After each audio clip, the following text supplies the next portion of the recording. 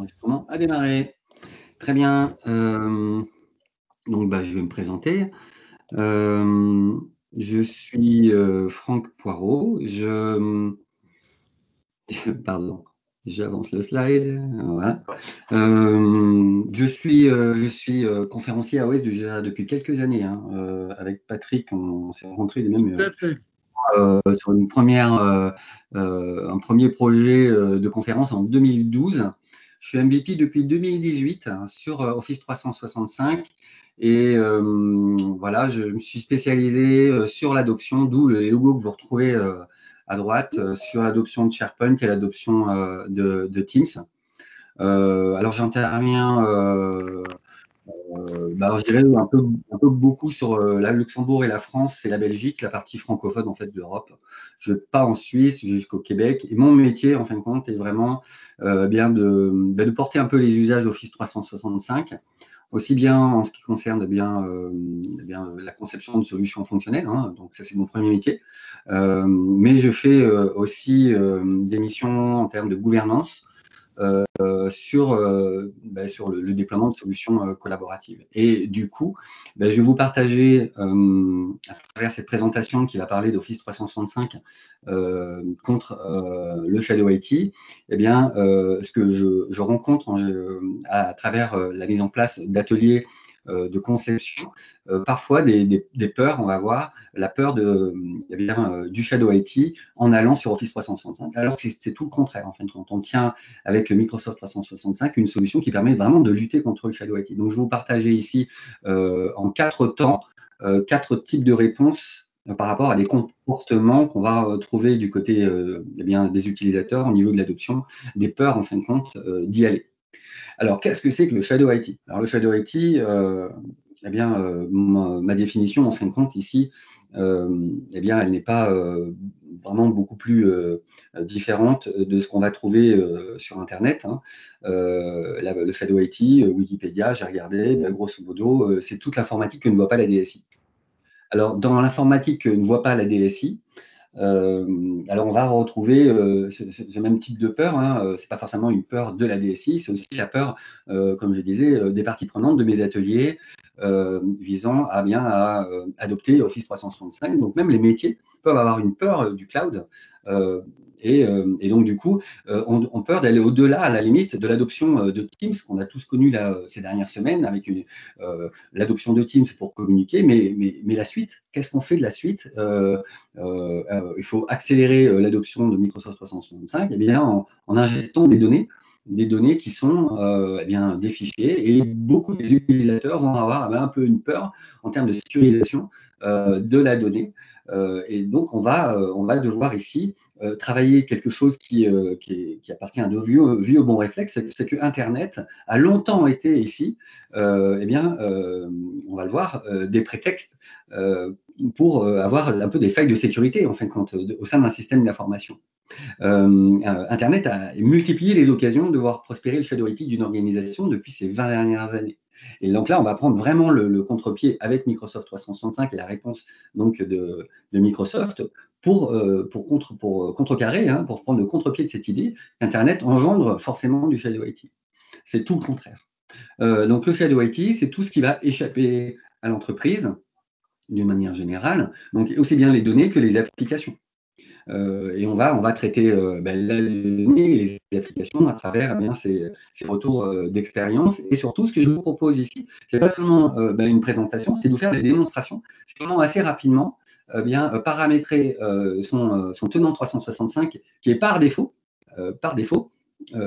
paramétré d'une certaine manière. Et donc, en faisant quelques petites opérations ici dans le cadre de cette démonstration, on va pouvoir apporter une sécurisation peut-être plus adaptée par rapport aux craintes, donc encore une fois, justifiées de la part de vos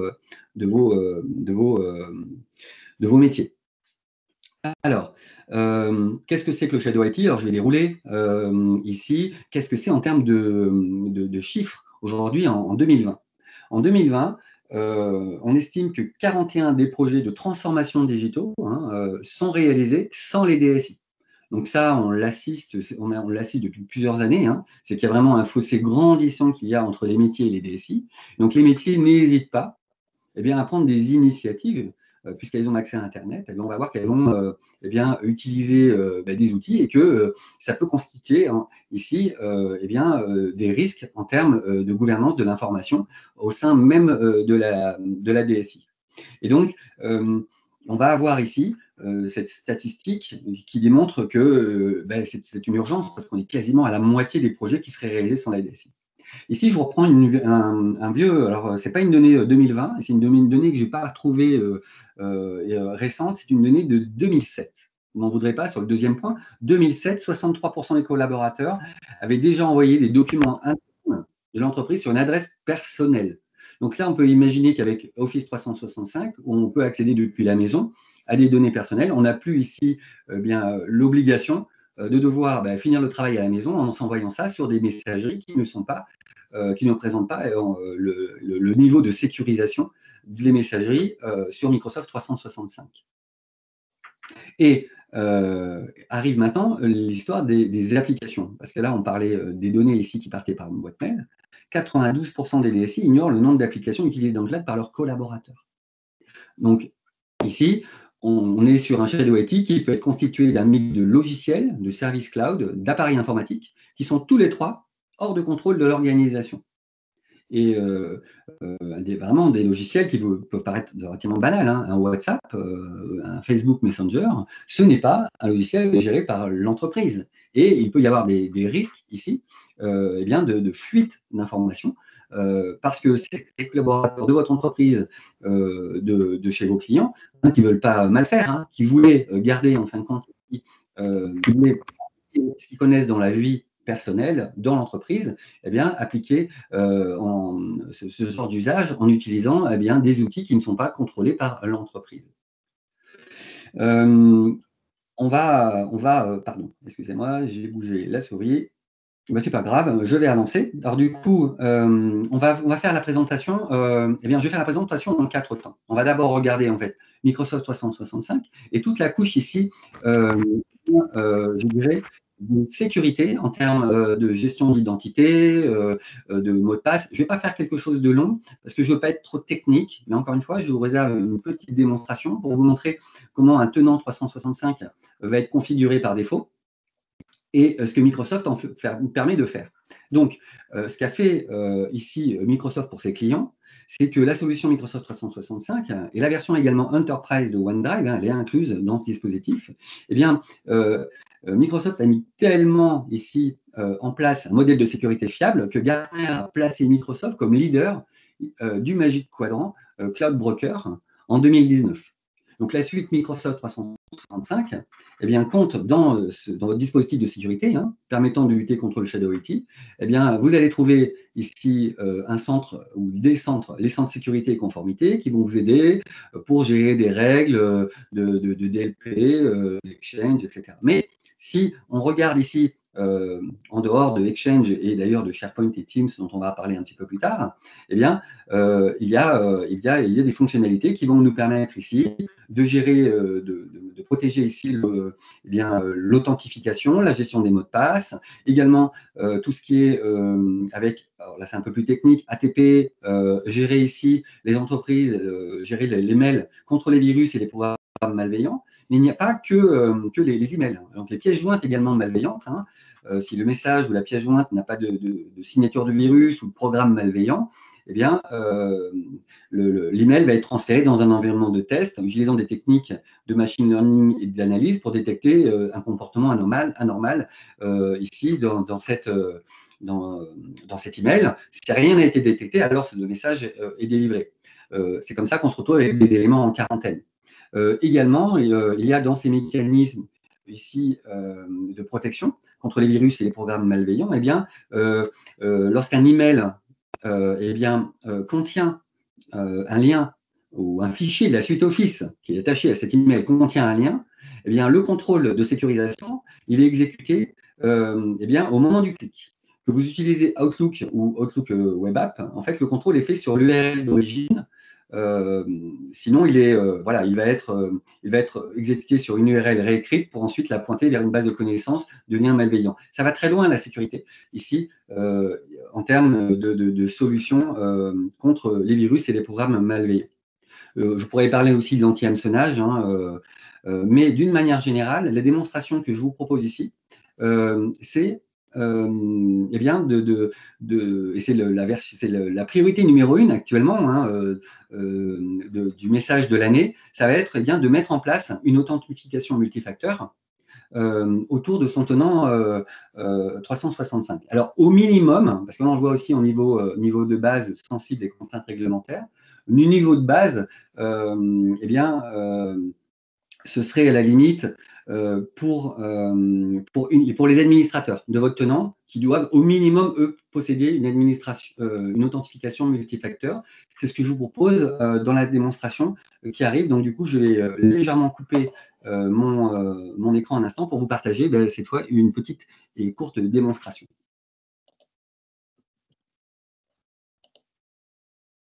Petite et courte démonstration que voici.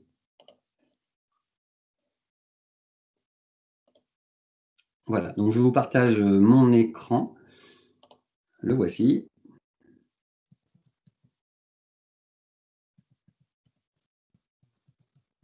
Et voici. Et je ne retrouve plus ma fenêtre. Il y en a trop d'ouvert. Voici. Et donc, je me rends cette fois sur mon écran et je suis allé sur le centre d'administration Azure AD. Sur mon centre d'administration Azure AD, eh bien, j'ai la possibilité eh bien, de paramétrer pour tout le tenant l'authentification multifacteur. Donc, je vais retirer la barre masquée ici et eh bien, je vais cliquer ici, je vais rechercher dans tous les services, c'est propriété du locataire. Dans la propriété du locataire, eh bien, si ce n'est pas fait dans votre tenant, si vous voulez forcer ici l'authentification multifacteur eh bien, pour tout le monde, eh bien, vous activez ici dans les propriétés la gestion de l'accès pour les ressources ici. Et vous activez à oui pour tout aussi eh bien, les abonnements Azure et les groupes d'administration de ce locataire. Donc ça permet ici de mettre en place la gestion, eh bien, l'authentification multifacteur pour tout le tenant. Également, ce qu'on peut faire, c'est de façon plus visée, plus ciblée, pardon, eh bien, une authentification avec une stratégie par rapport à des utilisateurs. Donc là, on va chercher ici les stratégies. Ah, je ne suis pas dans tous les services.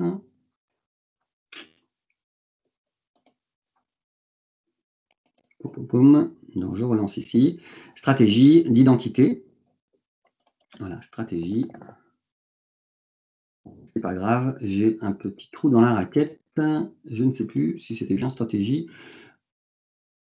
Pas grave. Donc là, limite, je vous l'indiquerai tout à l'heure lorsque je finirai dans le canal de discussion, je vous indiquerai cette deuxième manipulation, car là, je vous avoue, j'ai un petit trou de mémoire. Ce n'est pas grave, je vais repasser ici sur le deuxième temps de ma présentation, qui était donc eh bien, orienté, on va voir, sur un autre aspect, qui est moins un aspect identification et, je dirais, authentification multifacteur. Je vais basculer sur un deuxième point qu'on oublie et qui est pourtant essentiel, c'est que Teams a son propre rôle à jouer dans le Shadow IT. Donc, à part entière, hein, je dirais Teams à part entière a une place ici pour lutter contre le Shadow IT. Parce que je viens ici de vous démontrer que eh bien, je peux ici mettre en place une couche d'authentification, une couche de sécurité qui me permet ensuite eh bien, voilà, hop, j'avance.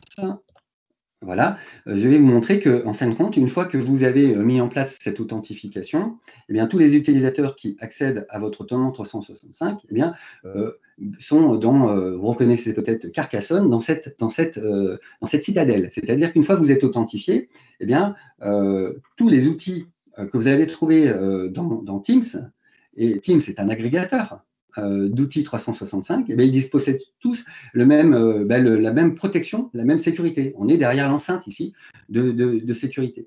Et donc, la solution Teams est une solution qui a été imaginée par Microsoft pour différentes raisons. Moins d'emails, moins de fichiers échangés, plus de petits logiciels de collaboration. Ça fait maintenant plus d'une dizaine d'années que Teams, eh bien, enfin, ça fait pas une dizaine d'années, ça fait 3 ans, Teams. Il a fêté d'ailleurs son anniversaire ici avec une explosion du nombre d'abonnés, et on sait pourquoi. Mais ça fait une dizaine d'années que Microsoft commence à produire des petits outils qu'on va retrouver de façon agrégée dans Microsoft 365 et dans Teams. On va retrouver alors des solutions qui vont être des réponses à des produits qui sont utilisés ici en dehors de cette enceinte. On va retrouver des logos peut-être que vous reconnaissez ici. On va retrouver par exemple, j'aperçois un Trello, un Slack, un IFTTT. Et donc ici, ce sont des logiciels qui sont des logiciels qui ne sont pas gérés par l'informatique. Et donc Microsoft n'a de cesse quelque part finalement de se dire, nous, dans notre suite bureautique, on va intégrer ces différents logiciels qui fonctionnellement faisaient ceci, faisaient cela. Donc, ces petits logiciels, dans la suite Office 365, non seulement ça permet de réduire le nombre d'emails, mais on voit que finalement, on va mettre tout le monde derrière la même couche de sécurité et on va pouvoir trouver des produits équivalents à Trello, à Slack et FTT. Pour les nommer ici, on va trouver Power Automate, IFTTT, on va trouver Trello pour Planner et Slack pour Teams. Et donc, avant l'arrivée de Teams en mars 2017, Microsoft avait donc décidé de tourner un petit peu de tourner le dos un petit peu à ces gros logiciels historiques sur lesquels reposait la suite Office 365. On avait donc des logiciels comme Exchange, comme Skype, comme SharePoint, qui sont donc des logiciels rompus, des progiciels. Hein. Ici, Microsoft n'a fait que de répondre à ces petits logiciels avec uniquement ces versions cloud qui possèdent beaucoup de fonctionnalités, beaucoup plus simples aussi en termes d'usage que les fonctionnalités qu'on va retrouver dans un SharePoint, par exemple. Hein. Donc, on est vraiment dans la logique ici de simplification par rapport à ces produits concurrents sur le marché qui, eux, avaient des cas d'usage relativement plus faciles à adopter qu'un SharePoint. Et donc, leur adoption de ces petits outils est largement facilitée également pour éviter de devoir avoir des formations. Hein. On ne va pas vous former à Forms, si vous voulez. Hein. C'est relativement intuitif, ou un to-do, ou un souhait. Dans une moindre mesure, en fait, ici, effectivement, Stream, ces choses-là sont quand même plus avancées, mais on est à nouveau sur des progiciels d'entreprise. Donc, voilà, Microsoft, qu'est-ce qu'ils ont voulu faire ici avec cet écosystème? C'est de mettre toutes ces petites applications derrière le cloud. Oui, d'accord, mais dans la réalité, en fait, vous pouvez accéder à ces applications à travers Teams. Teams est un agrégateur de solutions Microsoft 365, mais par défaut, c'est aussi un agrégateur de solutions externes. Et donc là, je vais vous proposer 2 démos. C'est quelque chose qui vise à contrecarrer le par défaut. Vous pouvez utiliser, par exemple, du Google Drive, du Box, du Dropbox dans Teams. Donc ça, c'est un paramétrage dans la console d'administration de Teams qui nous permet de dire maintenant, on n'utilise pas ces solutions d'hébergement cloud qui sont considérées comme du Shadow IT parce qu'on n'a pas forcément la main du tout, même sur les mots de passe et les logins, et puis les fameuses applications qui sont là. On peut tout à fait faire appel à un Trello dans Teams, mais ça, vous pouvez mettre en place des stratégies d'autorisation. Alors, les stratégies d'autorisation, c'est par profil. C'est-à-dire qu'on va pouvoir décider de bloquer tout pour tout le monde, ou alors de bloquer certains outils qui sont considérés comme du Shadow IT pour certaines populations d'utilisateurs. Voilà. Donc, ici, je vais vous refaire donc une petite démo. J'arrête le partage à nouveau pour repartir sur mon écran et je vais vous montrer qu'en quelques clics, on va pouvoir finalement répondre à la promesse d'un Shadow IT ici. Voilà.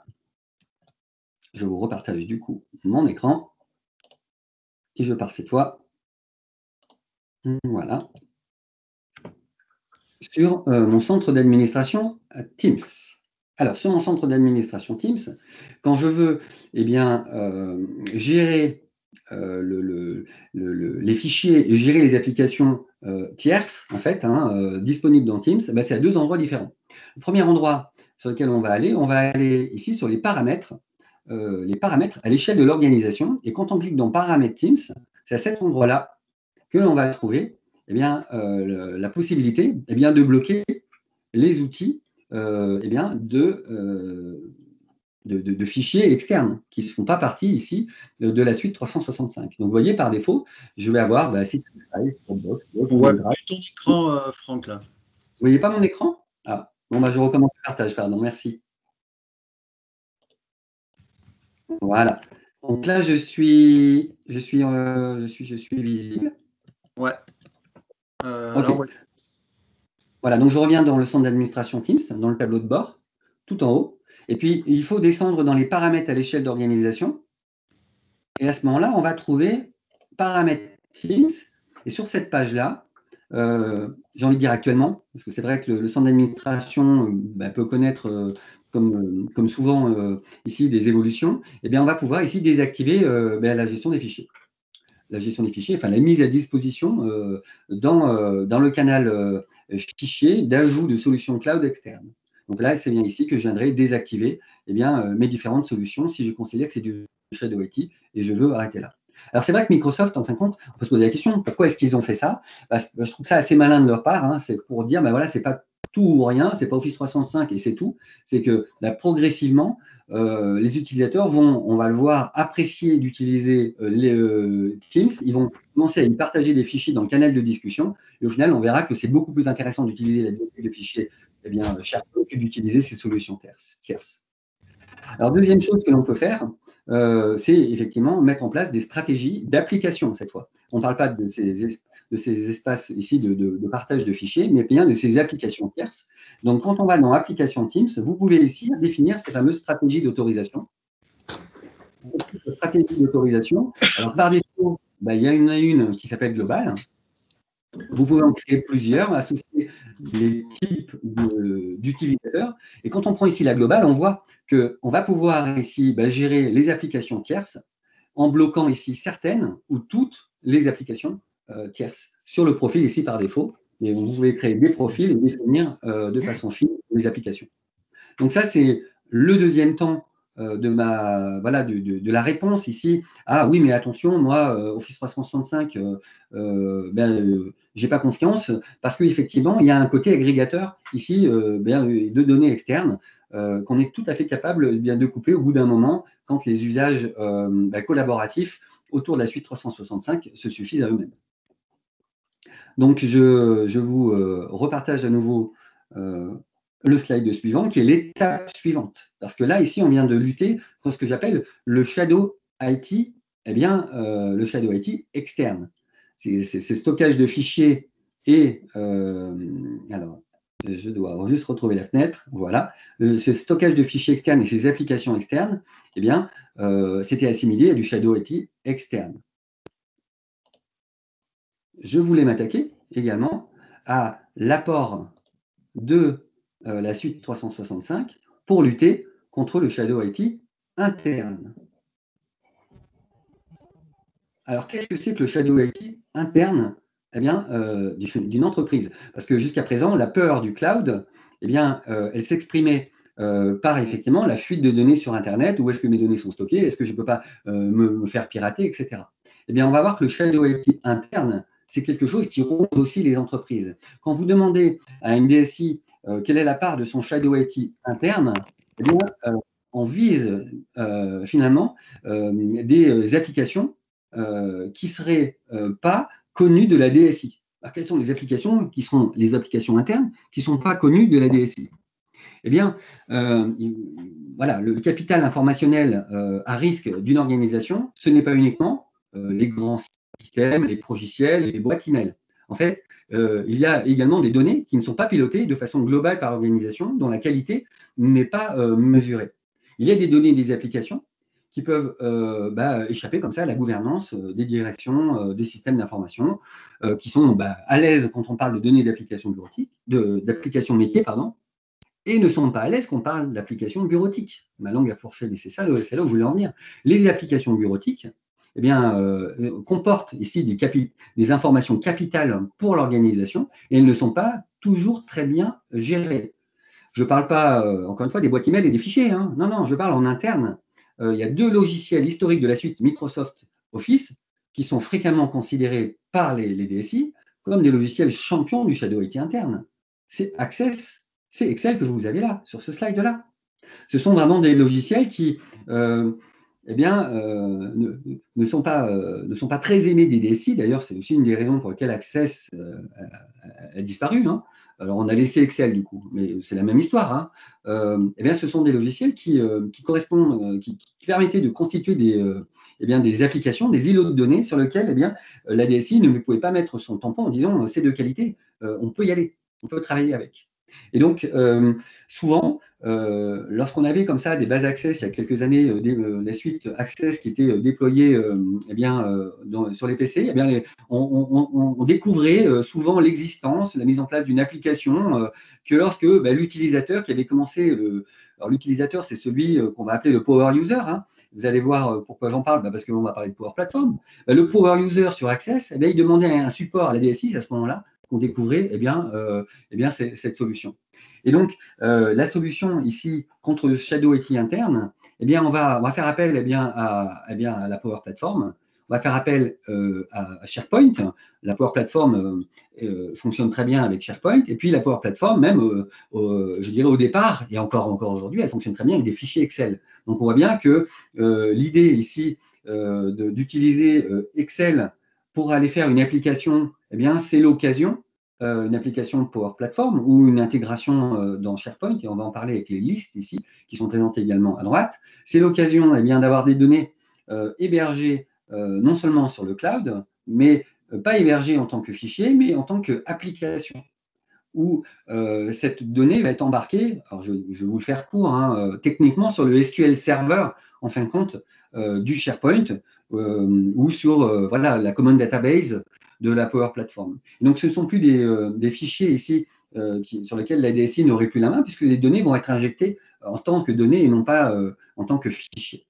Alors, la nouvelle liste Microsoft 365, vous avez dû en entendre parler, vous avez dû les voir arriver sur vos tenants, là, à la rentrée. Eh bien, c'est la solution également à l'utilisation excessive de fichiers Excel en tant que tableur de données. Alors, ça fonctionne, comme je viens de le dire, très bien avec la Power Platform, mais franchement, en termes de gouvernance applicative, gouvernance des données, Excel, je ne vais pas rentrer dans le détail, ce n'est pas top. Pourquoi? Parce que quand vous donnez accès à un utilisateur à un fichier, Excel, eh bien, non seulement il peut modifier les données, mais si on ne verrouille pas le fichier, il peut également changer la structure de colonne. Donc, pour pallier à ça, il est beaucoup plus sage de promouvoir la liste Microsoft 365, qui sont ni plus ni moins des listes SharePoint hébergées sur des OneDrive personnels, pour pouvoir accélérer sur la Power Platform. Donc, je ne vais pas vous faire une démo de liste, hein. Je ne vais pas vous faire de démo. Je ne vais pas non plus me lancer sur une démo de migration de base Access vers Power Platform, parce que je vois qu'il est déjà 20 heures. Mais franchement, en quelques clics, en 5 minutes, vous pouvez migrer une solution de table Access. Alors, il ne faut pas avoir du code non plus trop développé, mais vous pouvez, si vous prenez une base Access avec des relations, hein, vous prenez une solution de plusieurs bases Access sans aucun développement, vous migrez ça sur SharePoint en utilisant les fonctionnalités d'export sur SharePoint. Il va vous exporter les différentes tables, il va les mettre en liste, il va vous conserver les lookups, et donc ça va vous prendre 5 minutes. Alors, il faut faire attention juste à terme de taille quand même, s'il y a trop d'éléments, le fichier, la migration ne va pas se faire comme ça. Et ensuite, une fois que vous avez vos différentes listes avec les relations, eh bien, vous ouvrez Power Apps en mode créer une application, et l'application, il la génère sur la base d'un modèle. Donc, si l'application est relativement basique, vous montrez à un utilisateur que sa base Access d'hier, eh bien, il peut en faire une application Power Apps, et ça prend, quand tout va bien, et je le fais souvent en démonstration, ça prend moins de 10 minutes, hein. Donc, on a vraiment ici l'occasion d'attaquer ces fameux fichiers Excel qui sont utilisés comme tableurs, qui peuvent d'ailleurs être, en passant, aller non pas que sur des listes 365, on est d'accord, hein, on est sur des listes SharePoint aussi, hein, et les solutions Access comme solution Power Platform. Voilà. Donc, j'avance encore sur le dernier étage, en fin de compte, un peu de la fusée sur le Shadow IT. C'est le centre sécurité et conformité, ou devrais-je dire les centres sécurité et conformité, parce qu'ils ont été un peu séparés en ce début d'année. Ce qui est pas mal, parce que ça donne, en fin de compte, on va voir rapidement, hein, il y a un centre qui gère plutôt la perte de données et la fuite de données, et puis la gestion de la conformité va gérer plus le cycle de vie de l'information et la traçabilité de son traitement. Donc, le centre sécurité et conformité a été séparé en deux grandes familles, hein, enfin deux centres en deux grandes familles, ce qui était relativement logique. Et là, je vais vous faire une petite démo pour vous montrer que ici, on va pouvoir non pas comment dire, mettre des règles de protection de la confidentialité, hein, ça va être l'exemple que je vais prendre ici. Je vais prendre un fichier où la donnée va être considérée comme sensible, et ça va être très, très central en fin de compte ici. La donnée sensible, c'est la condition, hein, c'est la condition pour pouvoir se pencher ici sur ces fonctionnalités. Si la donnée a besoin d'être protégée, c'est-à-dire en termes d'intégrité, en termes de confidentialité, en termes de preuves, elle a besoin d'être, on doit être à la capacité de prouver ici qu'on gère, par exemple, des informations à donner caractère personnel, hein, RGPD, vous en avez entendu parler. Eh bien, le centre sécurité et conformité, eh bien, il fait le job ici. Donc, le classement des données, hein, qu'on va trouver dans la gouvernance des informations que je vais vous montrer maintenant, eh bien, permet de gérer non seulement l'intégrité du document par des règles de rétention, mais également permet de gérer le partage de documents. Alors, ça peut être fait à base d'étiquettes, ça peut être fait sur base d'étiquettes que les utilisateurs vont manuellement mettre sur le document quand ils sont dans la suite Office ou quand ils sont dans SharePoint. Ça, c'est pour, je dirais, les plans en termes de 365, les plans E1, E3 pour la partie SharePoint et OneDrive. Et quand on veut le faire ensuite sur Teams, il faudra aller sur du plan E5 ou faire l'acquisition de package conformité ou de package sécurité. On n'est pas obligé de prendre tout le contenu de E5 ou A5. Et donc, je vais vous faire une petite démo qui vise à… je vais aller dans une CVTech. Et dans la CVTech, le RGPD étant passé, on a décidé, il n'y a pas de… C'est vrai que le RGPD ne donne pas le détail, hein, mais nous, on a décidé que les CV qui contiennent des données à caractère personnel, on ne va pas les anonymiser, on va les supprimer au bout de 2 ans. Parce qu'un CV, au bout de 2 ans, certainement qu'il a perdu du sens, parce que les personnes qui avaient soumissionné à l'époque vont nous renvoyer un CV avec leur mise à jour. On ne va pas garder un CV pendant 2 ans dans le cadre d'une CVTech de candidat. Et donc, on va pas mettre les choses, on va pas faire les choses manuellement. On va être sûr et certain, en mettant une étiquette ici de rétention sur un site. Je vais le faire ici sur une bibliothèque de documents. Moi, ça peut être fait sur un site ou sur un espace Teams. Et dès lors que j'ai mis cette étiquette sur le site, sur Teams ou sur la bibliothèque, tous les documents vont hériter de cette étiquette sur les documents contenus dans la bibliothèque. Et donc, je vous repartage du coup, cette fois, une démo.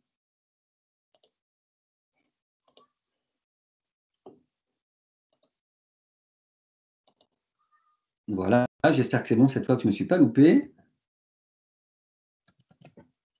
Voilà, donc je passe ici les listes et Power Apps et je me rends sur le centre de conformité. Donc voilà, je vais me rendre sur le centre de conformité. Et dans le centre de conformité, alors il y a eu, pour ceux qui ne sont pas venus dernièrement, il y a eu pas mal de mises à jour, assez sympathiques, hein. Je trouve qu'il y a eu des efforts qui ont été faits pour présenter les choses. Donc par exemple, ici, je vais cliquer sur catalogue de solutions. Ah, il faut que je me reconnecte. Un instant.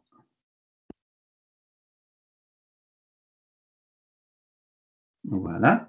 Donc il y a des présentations des différentes familles de fonctionnalités. Donc ici, alors il y a des choses qui permettent de mettre en place la sécurité et la conformité en amont. Donc je dirais, on est ici de façon proactive, on va pouvoir bien protéger ces informations, mettre en place ici ce que je cherchais, la gouvernance des informations. Puis il y a des informations, parce qu'on ne peut pas tout prévoir, qui vont être plus réactives. Donc tout ce qui est découverte et réponse va être plutôt réactif, alors que toute la partie ici, gestion du risque interne et la partie protection de gouvernance des données vont plutôt être proactifs. On peut y réfléchir d'entrée. Donc je vais aller sur gouvernance des informations. Dans gouvernance des informations, eh bien, lorsque j'ouvre la solution, je vais vous montrer ici que j'ai créé une étiquette que je vais déployer devant vous, hein, en disant, bah voilà, sur la CVTech, ben, c'est 2 ans maxi. Donc, c'est une règle ici qui m'a, pour les administrateurs, j'ai mentionné que c'était le DPO qui nous l'avait demandé, hein, et ici, pour les utilisateurs, c'est bien une donnée à caractère personnel concernant nos candidats. Et donc, sur cette règle, eh bien, j'ai activé une rétention de 2 ans, c'est-à-dire 2 ans, on conserve 2 ans en fonction de la date de création, et à l'issue de cette conservation, on supprimera automatiquement les documents. Et donc, une fois qu'on a créé cette étiquette, eh bien, on la publie. On peut la publier eh bien, de façon ciblée, comme on peut la publier de manière générale. Donc, ici, je vais vous montrer ce que c'est que de façon ciblée. Eh bien, je vais pouvoir dire, eh bien, je choisis ici de le faire sur eh bien, tous les documents qui comporteront ici le mot, l'étiquette CV qui transiteront par ma boîte email ou sur certains sites SharePoint ou sur un compte OneDrive. Et on peut même ici l'associer à certains groupes Office 365. Et là, je vois que sur les sites SharePoint, je peux même choisir certains sites. Je pourrais cibler ici, je vous l'ai dit, mon site qui est mon site des ressources humaines. Là, ce que je vais vous montrer, c'est que je suis allé à un stade encore un petit peu plus en dessous. Je suis allé eh bien, sur le contenu de la bibliothèque et je vais me rendre eh bien, sur une bibliothèque de documents qui s'appelle, on en a parlé, eh bien, une app de recrutement. Je me rends ici dans les paramètres. Et dans les paramètres, on va trouver eh bien, un paramètre qui va nous, voilà, qui va nous permettre d'appliquer l'étiquette ici au niveau de la bibliothèque. Donc là, cette fois, on est encore une fois sur un scénario de sécurisation eh bien, contre mon Shadow IT. Et le Shadow IT, on le voit, ce n'est pas uniquement ici une fuite de données ou une perte de données. Ici, c'est le Shadow IT qui peut me mettre en porte-à-faux par rapport à une réglementation. Une réglementation par rapport à un certain type d'informations sur lesquelles j'ai des obligations. Parce que le Shadow IT a un coût. Peut avoir un coût ici, et vous savez que le RGPD, si tout le monde en a parlé, c'est parce que le montant de l'amende était beaucoup plus élevé au niveau de la réglementation européenne que ce qu'il était en France, parce que cette règle existait déjà en France. Et donc, mon Shadow IT peut avoir un coût ici en termes de piratage, on en a parlé, mais il peut avoir également un coût eh bien, important ici si on vise, si on oublie ici eh bien, d'appliquer certaines règles de rétention. Rétention voulant dire, encore une fois, obligation eh bien, de conservation, mais aussi obligation de destruction à la sortie. Voilà, c'est ce qu'on oublie en général, c'est que rétention, on gère aussi la destruction à travers ce genre de fonctionnalité. Donc, le Shadow IT, en conclusion, ce n'était pas forcément uniquement que la peur du cloud. En fait, on a ici, voilà, je vous ai repartagé normalement mon écran avec le PowerPoint. C'est bon, hein, c'est le PowerPoint qui est de retour. Le Shadow IT voilà, peut avoir un coût en termes de fuite de données, de perte de données, mais également ici en termes de perte de réalité, je dirais, avec les obligations réglementaires. Voilà. Du coup, j'ai fait quand même 3 petites démos en 38 minutes. Je voulais nous garder du temps peut-être pour en parler. Je savais que c'était plutôt 20 heures, mais le sujet de Bertrand était aussi passionnant. Voilà. Et donc, du coup, j'en ai fini. Voilà, je vous remercie. Juste en conclusion, voilà, alors je ne vais pas voilà, agiter un chiffon rouge très longtemps, mais voilà, actuellement, en 2020, Gartner avait déjà, il y a quelques années, dit que 33% des cyberattaques auront pour cible les données du Shadow IT. Et là, j'ai vu un reportage, un magazine peu avant la mise en confinement, hein, début d'année, quand une PME est victime de cyberattaque, 60% de risque de disparaître dans les 6 prochains mois. Voilà, en conclusion, j'ai même un petit mot personnel. J'ai eu mon frère au téléphone dimanche. Il m'a dit tiens, on est passé sur Teams parce qu'on on a été victime d'un ransomware. Et donc, du coup, on a perdu nos données. On est décidé de se réfugier sur Teams. Voilà, donc on est vraiment ici sur vraiment tout un tas d'arguments. Hein, vous l'avez entendu, Shadow IT interne, externe, qui est souvent oublié en fin de compte. Ici, comme argument pour les DSI, il n'y a pas que la sécurisation des accès, il y a tout un tas de fonctionnalités. J'ai pour un client qui m'a dit il n'y a pas longtemps, mais j'aimerais bien que vous me formiez sur cette pépite qu'il y a dans Office 365. Vous me parlez de ces fonctionnalités sécurité et conformité sur lesquelles j'ai conclu. Voilà, merci beaucoup. Super, merci à toi. Et effectivement, c'est intéressant de voir que aujourd'hui, Teams, par exemple, ça peut être un espace un peu protégé. Alors peut-être dans quelques années, ça sera différent, mais en tout cas aujourd'hui, la plupart des attaques sont quand même pour vecteur le mail. Et le fait d'avoir un canal séparé, disjoint, etc., c'est déjà une protection, je dirais, en tant que telle, au-delà de toutes les fonctionnalités qu'on vient de voir sur le centre de conformité. C'est vrai. Puis tu as l'historique sur les fichiers Teams, donc le ransomware ne pourra pas attaquer les fichiers qui sont côté cloud Microsoft. On arrivera toujours à restaurer. Il y a eu, je crois qu'à un moment donné, il y a eu un ransomware qui a réussi à attaquer et Microsoft a tout de suite patché, donc qui a leur pété les trucs, mais ça a été corrigé. Microsoft a restauré les backups et il n'y a pas eu d'impact. Ok, très bien, merci Franck. Je trouve que le slide avec Carcassonne, c'est une super slide. Franchement, c'est top. Ouais, le coup de la citadelle, c'est pas mal, ouais. Ça permet de bien expliquer le sujet. Moi, je rejoins là, ce que tu disais, Franck, et j'ai eu pas mal d'expériences où des PME tremblent à l'idée d'aller sur le cloud. Alors, le cloud, ça leur fait encore énormément peur, encore aujourd'hui. Et leur récit est complètement troué de part et d'autre. Il y a des macros Excel qui sont plus comprises depuis des années. Ça fait pas peur. Par contre, aller sur le cloud, ça les fait trembler. Et donc ça, c'est quelque chose qui est assez bizarre en fait. Je pense que ça va peut-être bouger, mais c'est quand même assez étonnant de toujours voir ça aujourd'hui, quoi. Donc ta présentation, elle mérite au moins de remettre un peu les points sur les i et puis de rappeler les vrais sujets.